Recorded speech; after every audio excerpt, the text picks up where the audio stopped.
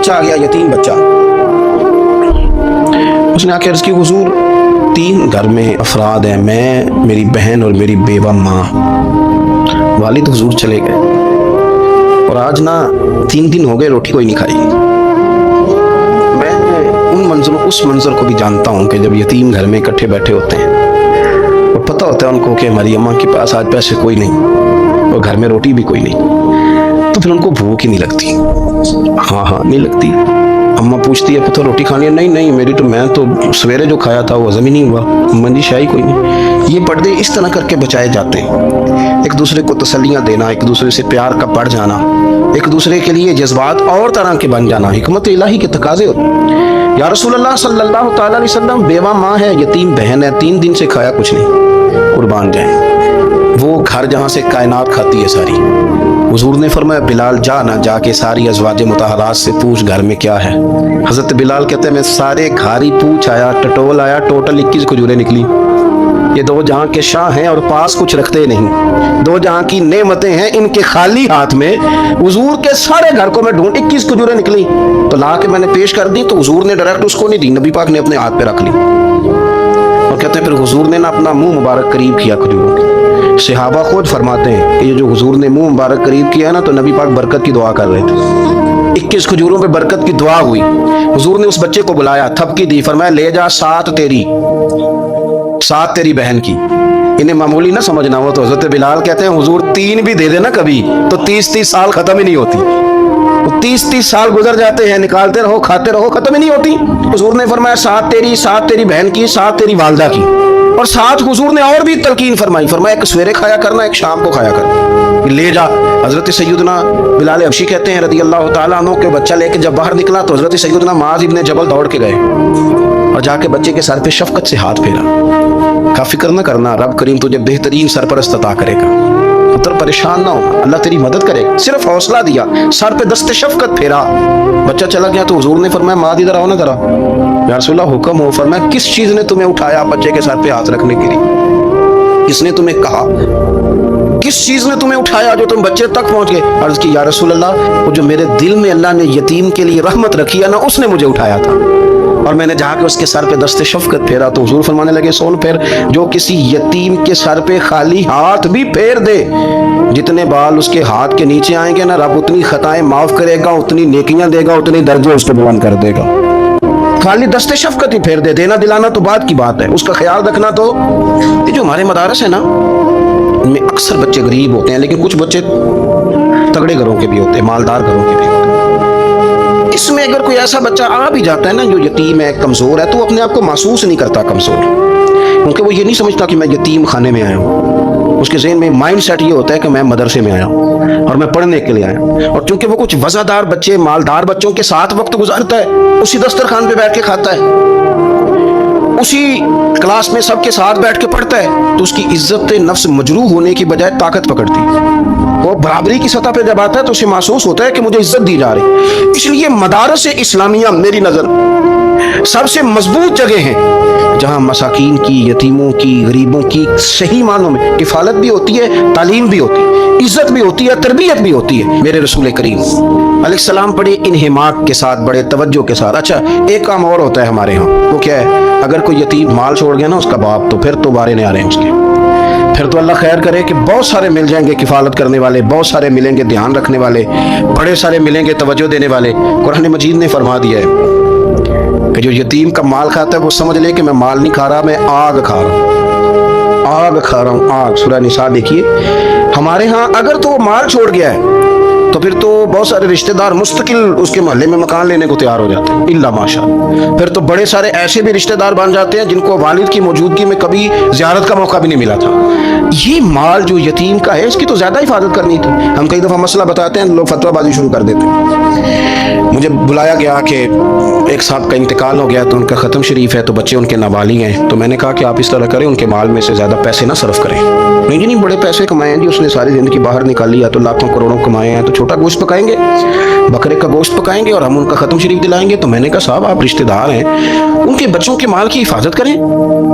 खत्म शरीफ तो उसमें गोश्त ज्यादा होना जरूरी नहीं, उसमें तो दर्द से दुआ करना जरूरी है, उसमें तो तिलावत कुरान पाक के साले सवाब में जरूरी है, जिक्र अज़कार जरूरी है। लेकिन क्या किया जाता है कि बेदरेग माल उनका अगर हो तो, एक हदीस पाक है बुखारी मुस्लिम में, बड़े गौर से सुनिए और इसके अंदर जितने पहलू हैं उन पर पूरी तवज्जो दीजिएगा कि कहीं हम इधर आ तो नहीं गए।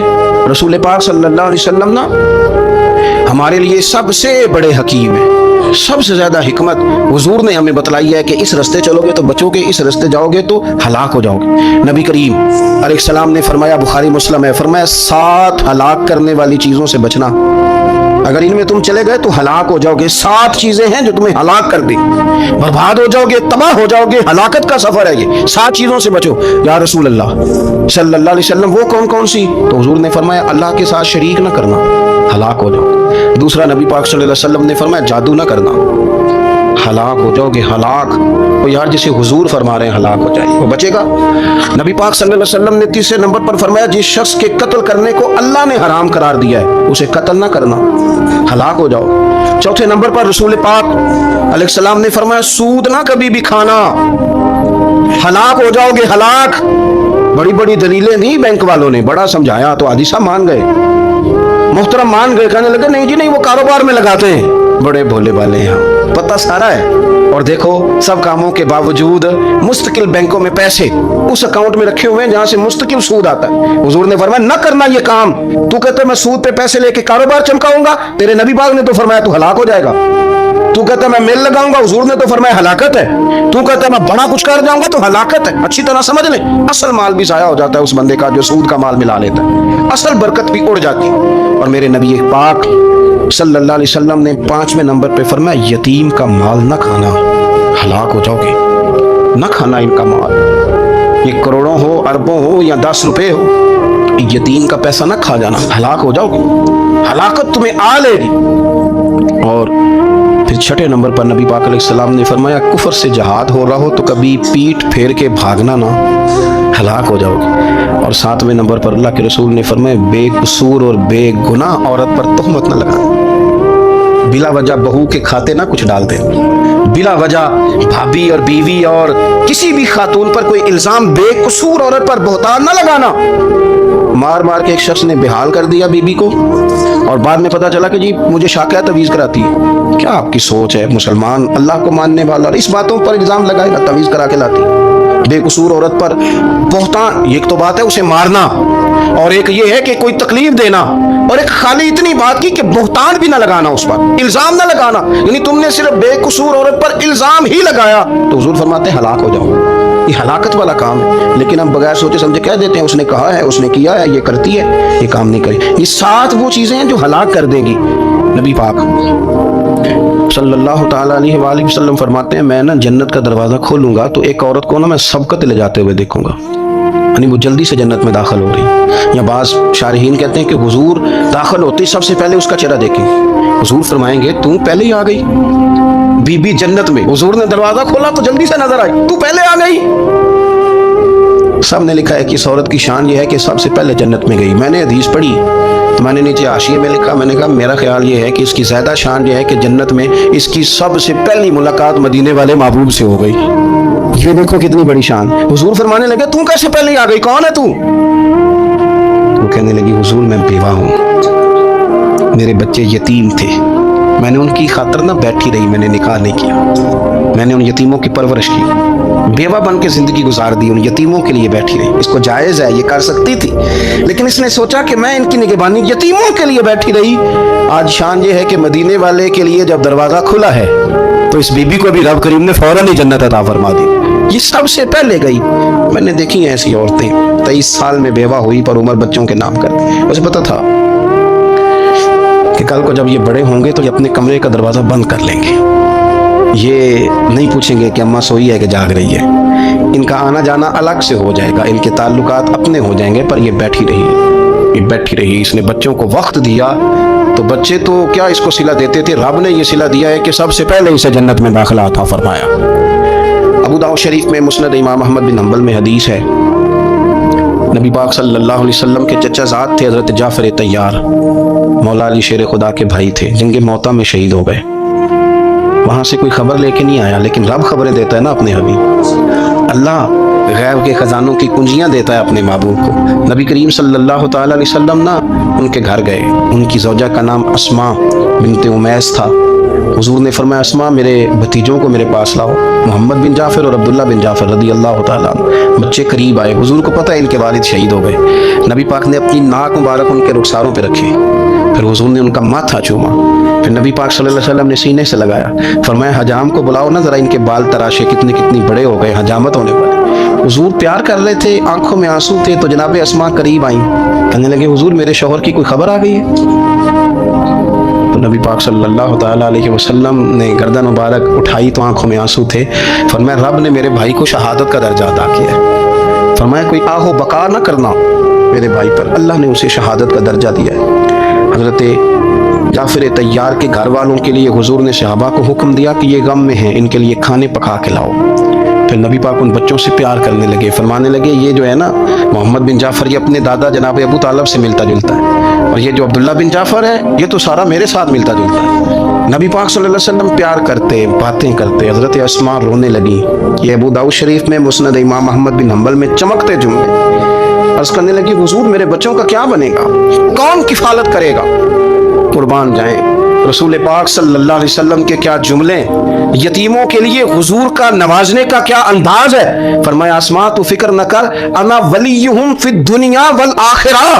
फरमाया मैं दुनिया में भी इनका वारिस बनूंगा, क़यामत के दिन भी इनका वारिस बनूंगा। कुरान मजीद फुरकान हमीद इरशाद फरमाता है कि वाज़ारू ज़ाहिर अल इस्मी व बातिना, ज़ाहिरी गुनाह भी छोड़ दो और बातनी गुनाह भी छोड़ दो। साहिब तफसीर सावी इसकी तफसीर करते हुए फरमाते हैं कि ज़ाहिरी गुनाह तो इंसान के ये है ना, जैसे माज़अल्लाह किसी ने कत्ल कर दिया, डाका डाल दिया, बददियानती कर ली, खयानत कर ली। और बातिनी गुनाह ये है कि उसने हसद किया, तकब्बुर किया, बुग़्ज़ रखा, बदगुमानी की, बुरा सोचा, अपने दिल के अंदर उसने कीना परवरी की। ये सब वो बातिनी गुनाह है जो इंसान के दिल को बिगाड़ देते हैं, उसके बातिन को मैला कुचैला गदला कर देते हैं। इंतहाई खूबसूरत, नफीस, पढ़े लिखे, साफ़ सुथरे, समझदार, अच्छे घराने के लोगों को ये बातिनी गुनाह इस तरह का बना देते हैं कि वो एक खुदगर्ज इंसान बन जाता है। उसका रवैया इंसानों के हक़ में इंतहाई बदअखलाकी का हो जाता है। ये जो बातनी गुनाह है, ये जो बातन के मैल कुचैल है, हज़रत सैयदना इमाम गज़ाली रहमतुल्लाह अलैह फरमाया करते थे ज़ाहिरी आमाल का बातनी औसाफ के साथ ख़ास ताल्लुक़ है। फरमाते हैं अगर बातन ख़राब हो जाए तो ज़ाहिरी अमाल भी ख़राब हो जाते हैं, और अगर बातन उजला हो, खूबसूरत हो, साफ़ सुथरा हो, आजिज़ी वाला हो, इनकिसारी वाला हो, खैर खाई वाला हो, अल्लाह के बंदों की मोहब्बत वाला हो, अच्छी सोच वाला हो, उसके अंदर ये सारी खूबसूरतियाँ मौजूद हों, तो फिर इंसान का बातन भी संवर जाता है। हमारे दिलों के अंदर बाज़ ऐसी चीज़ें होती हैं जो हमारे लिए इंतहाई ख़तरनाक होती हैं। हसद का सादा माना जो हमारे यहाँ किया जाता है वो जलना है। तो मुझे बताइए जो आदमी जल रहा होगा वो सुकून कैसे पाएगा? बुग़्ज़ का माना दिल पर किसी के लिए बोझ रखना भी किया जाता है। तो जब अपने दिल में किसी के लिए बोझ रखा जाएगा, तकलीफ महसूस की जाएगी, तो क्या इंसान करार पाएगा? तकब्बुर का माना यह है कि आपने अपने आप को बड़ा जाना, किसी को छोटा और हकीर समझा। तो जब हर वक्त आप अपनी बड़ाई ही के चक्कर में पड़े रहेंगे तो क्या दिल को करार आएगा? तो ये वो बातनी और रूहानी मसाइल हैं जो सामने वाले का तो शायद कुछ नहीं बिगाड़ते, लेकिन अपने आप को वो तकलीफ में, अजियत में, परेशानी में मुब्तला कर देते। तो इन रूहानी मसाइल की मारिफत रखना, इनका ख्याल रखना। नबी अकरम नूर मुजस्सम सल्लल्लाहु ताला अलैहि वसल्लम ने फरमाया तुम्हारे वजूद में गोश्त का एक लोथड़ा है, अगर वो ठीक हो गया तो सारा जिस्म ठीक हो गया, अगर वो बिगड़ गया तो हर चीज ही बिगाड़ देगा, बिगड़ गई सारी चीजें। या रसूल अल्लाह सल्लल्लाहु ताला अलैहि वसल्लम वो कौन सा लोथड़ा है? तो फरमाया वो तुम्हारा दिल है।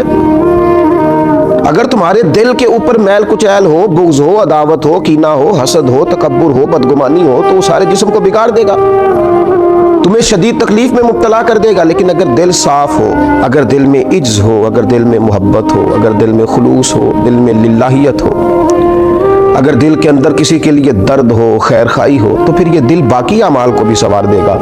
इसीलिए इमाम गज़ाली रहमतुल्लाह अलैह फरमाया करते थे कि दिल एक तने की तरह है। दरख्त का जो तना होता है उसकी मानिद दिल है। अगर तुम्हारा दिल साफ है तो फिर जो ऊपर शाखें लगेंगी तने के वो भी खूबसूरत लगेंगी, फूल लगेंगे, फल लगेंगे, तवानाई होगी। लेकिन अगर दिल ही बिगड़ गया है, पाक होवे ते पाक ही मिलदा ही ते बिना पाकों पाक नहीं मिलदा। सारे जिस्म दे धोण दे नालों इक्को धोला टुकड़ा दिल दा। और इकबाल कहने लगे दिले बेदार पैदा कर कि दिल खाबीदा है जब तक, न तेरी ज़रब है कारी न मेरी ज़रब है कारी। दिल अगर साफ हो, ये जो बातनी हमारे मसाइल हैं, ये जो रूहानी मसाइल हैं, जब तक इनका इदराक नहीं होता। आला हज़रत फ़ाज़िल बरेलवी रहमतुल्लाह अलैह फतावा रज़विया शरीफ में इरशाद फरमाते हैं कि जो मसाइल है ना इल्म कल्ब के, दिल के जो मसाइल हैं, फरमाते हैं ये भी फ़र्ज़ है इनका सीखना भी। कौन से मसाइल? फरमाते हैं जैसे तवाज़ु सीखना, जैसे तवक्कुल सीखना, जैसे इखलास सीखना। इस तरह बाकी मसाइल सीखना फ़र्ज़ है, ये भी सीखना फ़र्ज़ है। और फरमाते हैं जिस तरह बहुत से हराम चीज़ों की मालूमात होनी चाहिए कि ये ठीक नहीं, ये मना है, ये दुरुस्त नहीं है, इससे अल्लाह रसूल नाराज़ हो जाएंगे, इसी तरह जो मुहर्रमात बातनियाँ हैं, यानी तकब्बुर है, रिया है, उजब है, हसद है, इनकी मालूमात होना भी हर मुसलमान के लिए फ़र्ज़ है। और फिर आगे चल के आप इरशाद फरमाते हैं अजीम रूहानी पेशवा सिलसिला कादरिया के अजीम रूहानी बुजुर्ग आला हज़रत फ़ाज़िल बरेलवी रहमतुल्लाह अलैह इरशाद फरमाते हैं जिस तरह पंजगाना नमाजों की फ़र्ज़ियत जानना ज़रूरी है, इसी तरह हुसूल इखलास का इल्म होना भी ज़रूरी है। इसलिए कि हर अमल की सेहत, हर अमल का ठीक होना, अल्लाह की बारगाह में कबूल होना इखलास ही की बुनियाद पर है। अगर इखलास की मालूमात ही ना होगी तो ये वो रूहानी मसला है, ये वो रूहानी मसला है जो तमाम आमाल को ज़ाया कर दे, इकारत हो जाएगी की हुई हर एक ने की। फिर आप इरशाद फरमाते हैं जिस तरह हलाल व हराम का इल्म होना ज़रूरी है, इसी तरह रियाकारी का पता होना भी ज़रूरी है। फरमाते बड़े बड़े आबिद हैं, बड़ी बड़ी बेहतरीन इबादत है, पर अपने दिखावे की वजह से, रियाकारी की वजह से उस इबादत को ज़ाया कर लेते हैं। आला हज़रत फ़ाज़िल बरेलवी रहमतुल्लाह अलैह फरमाते हैं जिस तरह ज़ाहिरी आमाल, उनके फ़राए सुनन वाजिबात का जानना ज़रूरी है, इसी तरह इंसान के लिए खुदबीनी और हसद के मसाइल का जानना भी ज़रूरी है। इसलिए कि हसद तो अमाल को खा जाता है जिस तरह लकड़ियाँ खा जाती हैं। ये जो रूहानी मसाइल हैं, ये जो अंदर पनप रहे होते हैं, इमाम गज़ाली रहमतुल्लाह अलैह फरमाते हैं इसमें तखसीस नहीं कि ये तकब्बुर, हसद, बुग़्ज़, अदावत सिर्फ जुहला में होता है। कहते हैं ये पढ़े लिखे लोगों में भी होता है। इसमें तखसीस नहीं कि ये सिर्फ गरीबों में होता है, ये अमीरों में भी होता है, ये सिर्फ नादानों में नहीं होता, समझदार लोगों में भी होता है। इन आमाल का जानना, इनका हिसाब करना, ये बड़ा रूहानी मौसम है रमज़ान अल मुबारक का। इस मुक़द्दस मौसम के अंदर जहाँ हम अपने ज़ाहिरी आमाल पर तवज्जो देंगे, जिस तरह हम अपने नमाज को ठीक करेंगे, वज़ू को ठीक करेंगे, जिस तरह ज़कात अदा की जाएगी, इसी तरह रोज़ा एक बातनी अमल है जो अल्लाह और बंदे के दरमियान राज है। तो रोज़े के बातनी अमल के साथ साथ हम अपने बाकी अमाल पर भी तवज्जो करें कि हमारा दिल कहीं हसद का शिकार तो नहीं, बुग़्ज़ का शिकार तो नहीं, अदावत का शिकार तो नहीं, बदगुमानी का शिकार तो नहीं, उजब का शिकार तो नहीं। अगर दिल के अंदर ये सारी बीमारियां होंगी तो याद रखिएगा सारे अमाल के बावजूद, सारी नेकियों के बावजूद इंसान ना करार पा सकेगा, ना वो नेकियां अल्लाह के हुजूर कबूल होंगी, ना इसे कोई फ़ायदा होगा। अपने इन रूहानी मसाइल के हल के लिए सबसे पहले कोशिश की जाए, अपने बातन से इन कुदूरतों को, इन बीमारियों को, इन चीज़ों को सबसे पहले निकाला जाए। अगर दिल साफ हो जाए, दिल पाक हो जाए, दिल तहारत वाला हो जाए, दिल आजिज़ी वाला हो जाए, दिल दरगुजर वाला हो जाए, दिल खुलूस वाला हो जाए, लिल्लाहियत वाला हो जाए, दिल अल्लाह की मोहब्बत वाला हो जाए, रसूलुल्लाह की गुलामी वाला हो जाए, तो फिर दिल दरिया समुंदरों डूंगे कौन दिलां दियां जाने। 14 तबक साढ़े दिले दे अंदर असी तंबू वांगू ताने। और फिर तो कैफियत ये हो जाती है कि हमने दिल में सजा रखी है तस्वीर यार। जब ये सारी बीमारियां निकल गई, अब हमने दिल में सजा रखी है तस्वीर यार। बस ज़रा गर्दन झुकाई, देख ली। अल्लाह ताला हमें इन रूहानी मसाइल से निजात अता करे और इन बीमारियों से शिफा अता करे। आखिर दावा या अल्हम्दुलिल्लाह।